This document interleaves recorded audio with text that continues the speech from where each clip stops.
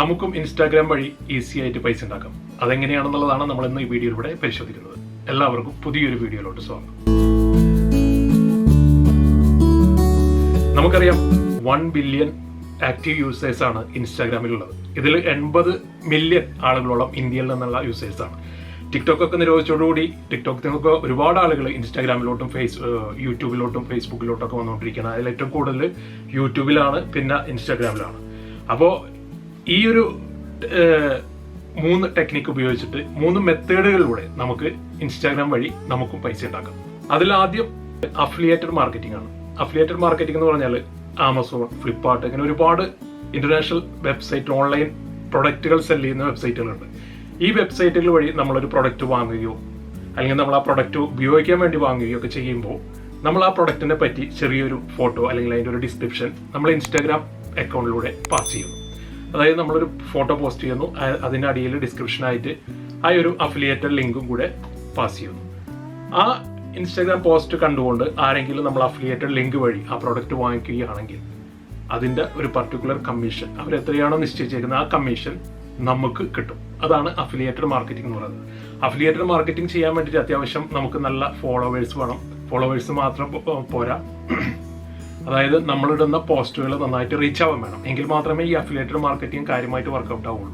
അതേസമയം ചെറിയൊരു ഇൻഫ്ലുവൻസറാണ്, ചെറിയൊരു ഫോളോവേഴ്സുള്ള അക്കൗണ്ട് ആണെങ്കിൽ അഫിലിയേറ്റഡ് മാർക്കറ്റിംഗ് കാര്യമായിട്ട് നമുക്ക് ബൂസ്റ്റ് ചെയ്ത് കൊണ്ടുവരാൻ പറ്റില്ല.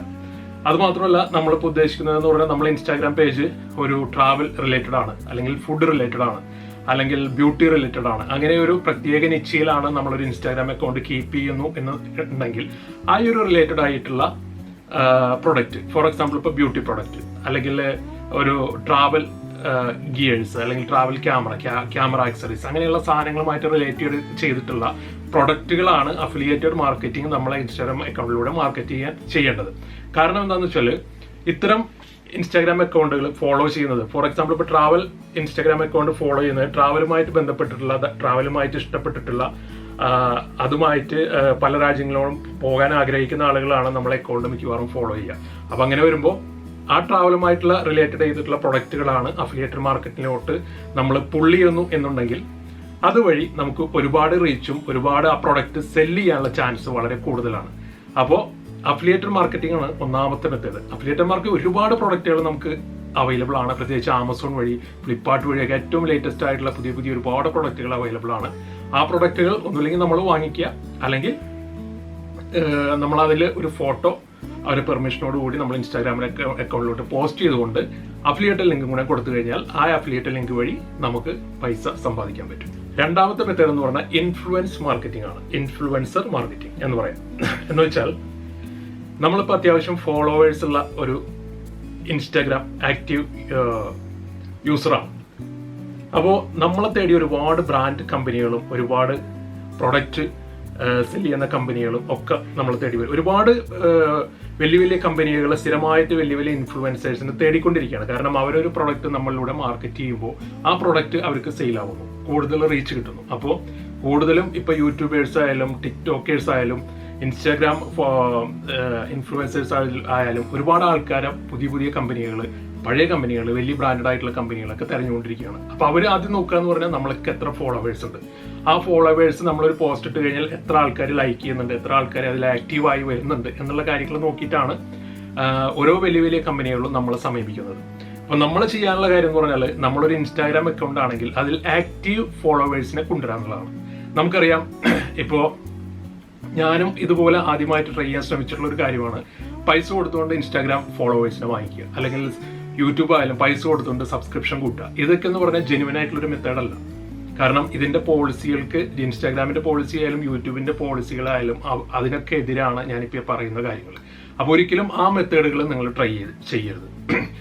ജെന്യുവൻ ആയിട്ടുള്ള ഫോളോവേഴ്സിനെ നിങ്ങൾക്ക് വളരെ ഈസി ആയിട്ട് കിട്ടും. അതിന് കുറച്ച് ബുദ്ധിമുട്ടണം. ഈസി ആയിട്ട് നമുക്കൊന്നും ചെയ്യാൻ പറ്റില്ല. വളരെ കുറച്ച് ബുദ്ധിമുട്ടിയിട്ടാണെങ്കിലും കുറച്ച് നല്ല ഫോളോവേഴ്സ് നമുക്കുണ്ടെന്നുണ്ടെങ്കിൽ നമുക്ക് സുഖമായിട്ട് ഇൻഫ്ലുവൻസർ മാർക്കറ്റിംഗ് എന്ന് പറയുന്ന ആ ഒരു ബിസിനസ് മേഖലകളിലോട്ട് നമുക്ക് കടക്കാൻ പറ്റും. അപ്പോൾ ഇൻഫ്ലുവൻസർ മാർക്കറ്റിംഗ് എന്ന് പറഞ്ഞാൽ ഒരു ബ്രാൻഡ് അല്ലെങ്കിൽ ഒരു പ്രൊഡക്റ്റ്, അവരൊരു പ്രൊഡക്റ്റ് ഞാൻ നേരത്തെ പറഞ്ഞ മാതിരി നമ്മളെ ഇൻസ്റ്റാഗ്രാം അക്കൗണ്ടിൽ ഒരു പോസ്റ്റ് ആയിട്ട് ഇടുന്നു, അല്ലെങ്കിൽ ഒരു ഫോട്ടോ ആയിട്ട് ഇടുന്നു. ആ ഫോട്ടോ നമുക്ക് എത്ര ഫോളോവേഴ്സ് ഉണ്ട്, നമ്മൾ എത്ര റീച്ച് നമുക്ക് കിട്ടുന്നുണ്ട്, അത്രയും ഫോളോവേഴ്സ് അവരെ ഫോട്ടോ കാണുകയാണ്. അപ്പോൾ അതുവഴി അവരെ ബിസിനസ് വർദ്ധിക്കും, ആ ബ്രാൻഡിന് എക്സ്പാൻഡ് ചെയ്യുകയും ചെയ്യും. അത് നമുക്ക് ആ പ്രൊഡക്റ്റ് തരുന്നവർക്ക് നന്നായിട്ട് അറിയാം. അതുകൊണ്ടാണ് നമ്മൾ അവരെ സമീപിക്കുന്നത്.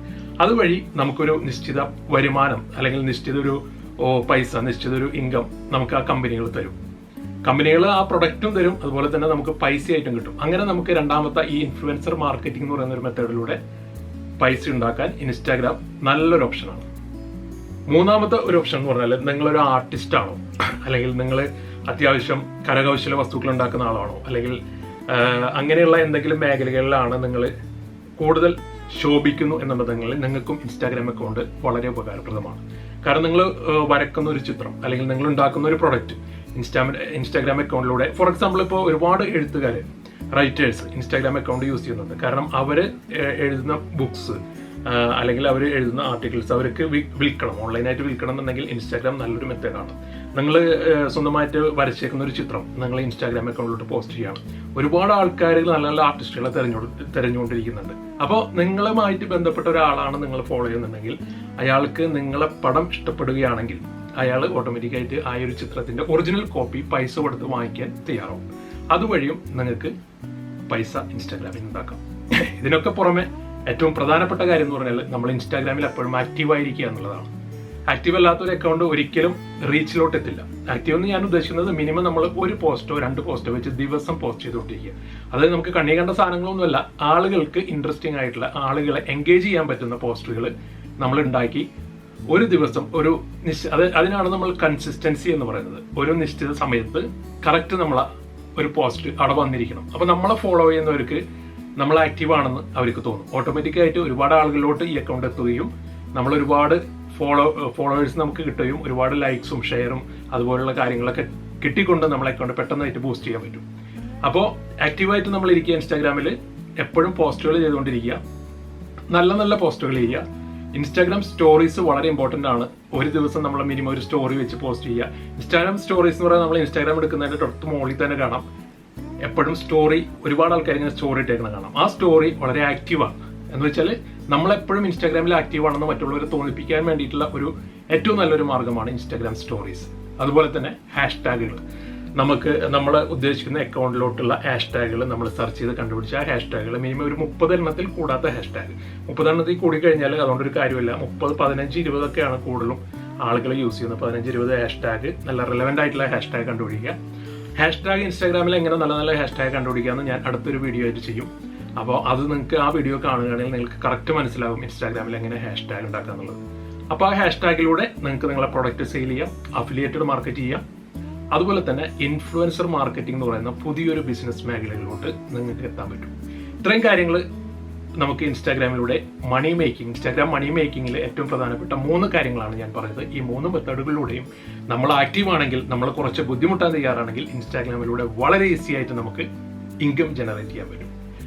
അപ്പോൾ ഈ വീഡിയോ ഇഷ്ടപ്പെട്ടാൽ എല്ലാവരും ഒന്ന് ലൈക്ക് ചെയ്യുക, അതുപോലെ തന്നെ കമൻറ്റ് ചെയ്യുക. നിങ്ങളുടെ ഡൗട്ടുകൾ എന്തെങ്കിലും ഉണ്ടെന്നുണ്ടെങ്കിൽ കമൻറ്റ് ചെയ്യുക. മറ്റുള്ള നിങ്ങളെ കൂട്ടുകാരിലോട്ട് ഈ വീഡിയോ ഒന്ന് ഷെയർ ചെയ്യുക. ഓക്കെ, അപ്പോൾ മറ്റൊരു വീഡിയോയിൽ പുതിയൊരു കണ്ടന്റുമായിട്ട് നമുക്ക് കാണാം. അതുവരെയും ബൈ.